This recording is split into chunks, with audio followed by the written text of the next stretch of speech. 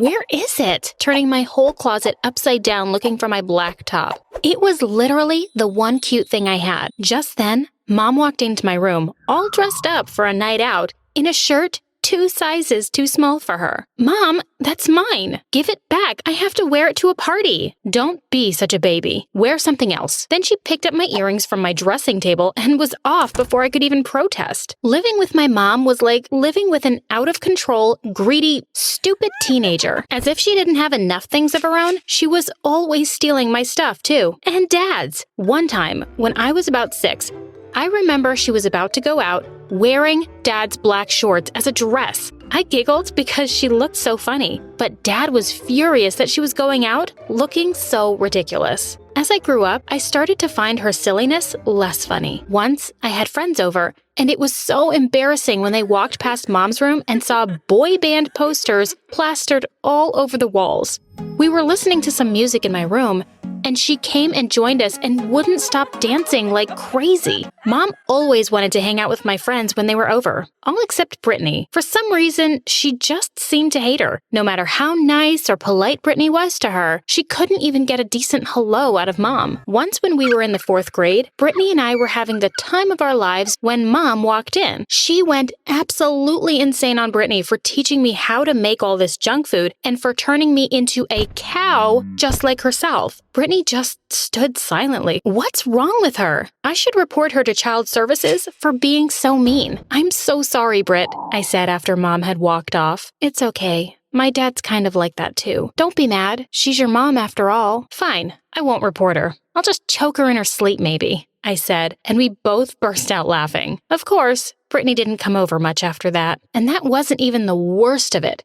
What I found the most annoying was how much she gossiped. I'm sure her neck had stretched a few inches from always peeking over the garden fence to see what our neighbors were up to.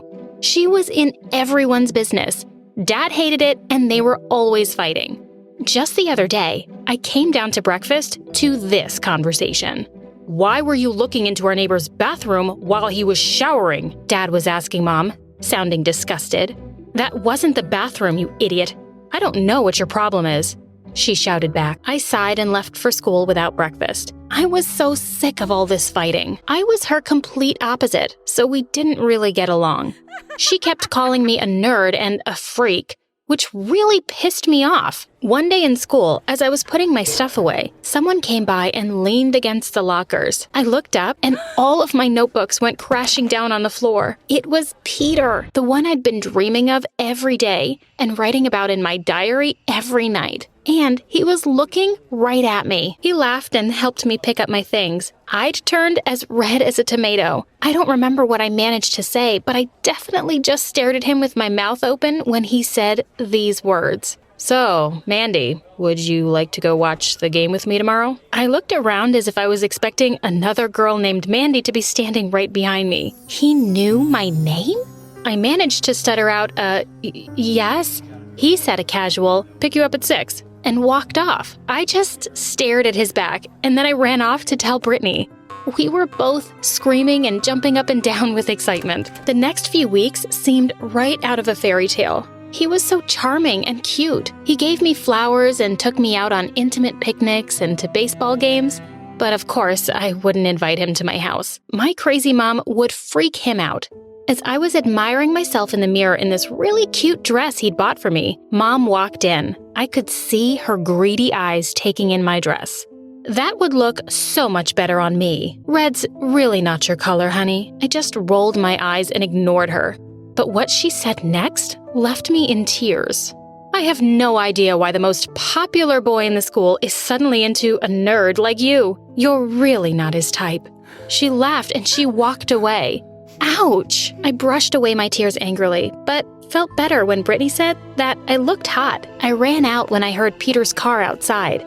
He looked really distracted at dinner and was constantly texting. He got up to go to the bathroom, but his phone kept pinging. I turned it around and the name Jenny kept popping up, but I decided to let it go for now. He was supposed to come over for a study date the next evening, but he said he had football practice going on till late. An hour later, I logged onto Instagram and saw that Peter was at a party at some girl from our school's place. Was Mom right?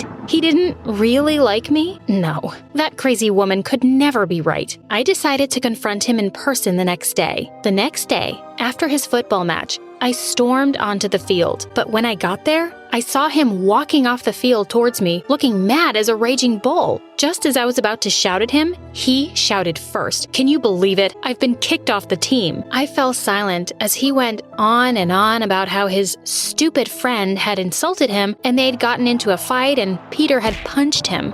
The idiot coach refused to even listen to me and has disqualified me for the rest of the season. I can't afford this, Mandy. I need that sports scholarship for college. With angry tears in his eyes, Peter grabbed his things from the locker and left school early that day. I tried to call him a few times, but he just wouldn't pick up. The next morning when I went to school, I noticed that everyone was gathered outside, talking in hushed voices. I could smell smoke in the air. Brittany said that the sports complex had burnt to the ground last night.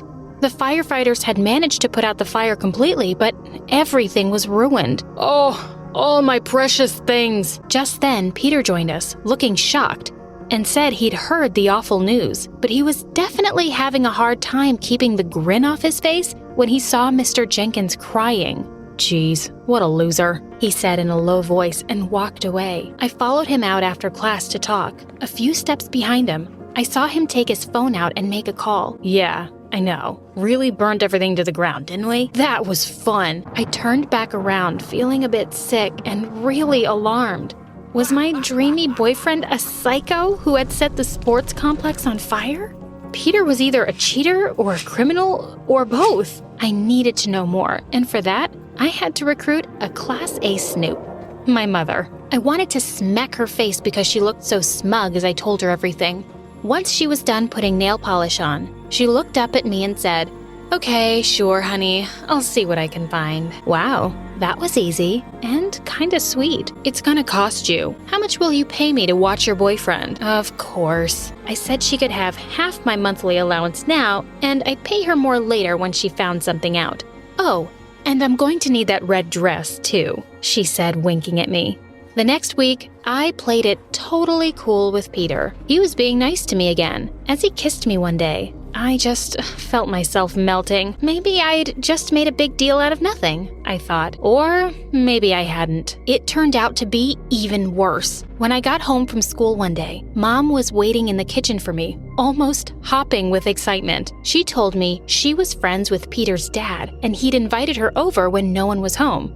She winked as she said this, and I cringed. Ugh. And she had excused herself to go to the bathroom and snuck up to Peter's room instead. Mom said, I looked under his bed and found some things. A huge poster of Dr. Phil, a can of kerosene, and, some pages from your diary. I read the first line and fell off my chair. I stared at them in horror.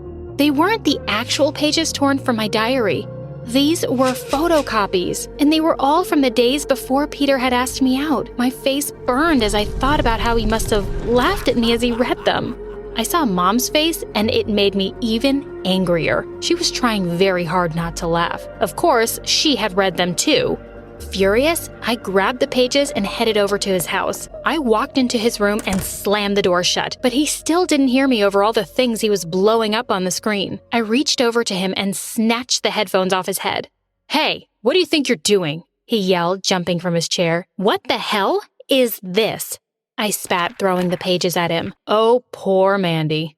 You really were so easy. I guess there's no keeping secrets now since you've been a little snoop and found it all out. I stood frozen on the spot, not sure what he was even talking about. He told me that someone had given him the diary pages and begged him to ask me out in exchange for doing all his assignments, projects, and college applications. It was a great deal for him and he needed to focus on his football. You're lying, I shouted. Who else would be able to take my diary? Think hard, Mandy. Think real hard, he said, grinning. Mom? My mind was racing. No, she was crazy all right, but she was too dumb to do his schoolwork. I could only think of one other person who could have sneaked out my diary. I gasped. There was only one person. Why? I managed to say. She really seems to hate you. She told me to ask you out, make you fall in love with me, and then dump you publicly. I snatched back the papers and threw the glass of soda sitting on the table at him. I'm not gonna let you off the hook. I'm reporting you to the police. I screamed furiously. For what? Making you think I was in love with you? I'm sure they'll slap on the handcuffs for that, he roared with laughter. For burning the building down, you psycho, I said. He stopped mid-laughter, looking at me stupidly. I heard you talking to someone about how much fun it was to burn the place down, I said. He was in fits of laughter again, wiping tears from his eyes. He told me I was the dumbest spy on the planet. Pointing to his TV screen, he said that the video game is what he had been talking about on the phone with his friend, and the can of kerosene was for cleaning paintbrushes. I stormed off, feeling utterly humiliated and stupid. I had to talk to the person who wanted to humiliate me, my best friend, Brittany. When I rang the bell at Brittany's house, she didn't look surprised to see me. "Let's talk outside, shall we?" she said. With tears rolling down my cheeks, I waved the pages at her and asked her why she would hurt me like this. What had I ever done to her? What she said left me in complete shock. "It's your dad." Or should I say, our dad. Brittany looked furious as she explained that she had recently found out that we were half-sisters, and our dad had abandoned her mom. "You got the chance to live with your real parents, while I lived with a man who never loved me and always abused me. Mom was too weak to do anything. It's not fair. I hate you." I couldn't believe a word of it. There had to be some mistake. I ran back home and barged into Dad's study. "Tell me the truth about Brittany." He stared at me, turning pale. He started crying and explained that he and Brittany's mom used to work together and he fell in love with her because she was so lovely. But Mom couldn't take care of herself, so he couldn't just leave her. He had to choose my crazy mom. Just then, Mom came in. She looked at our faces and was immediately dying to know what was happening. Dad and I stared at each other silently, not sure how to break it to her. "I want to know what the two of you," but suddenly we were interrupted by the sirens of a police car right outside our house. We went out to take a look, and suddenly, two policemen walked straight up to Mom and told her she was under arrest. We were all shocked to find out that one of our neighbors had reported her for trespassing. Their security cameras had caught her breaking in and snooping around their rooms. Mom kept protesting that she'd been hired by someone as an investigator, as if. While she was being dragged away, she looked back at us and screamed, "At least tell me what you guys were talking about." Jeez. Dad walked up to one of the officers, gave him some money, and said, "Keep her in there for a few days, will ya?" He turned around to me, smiled, and hugged me. "Now we can finally have some peace."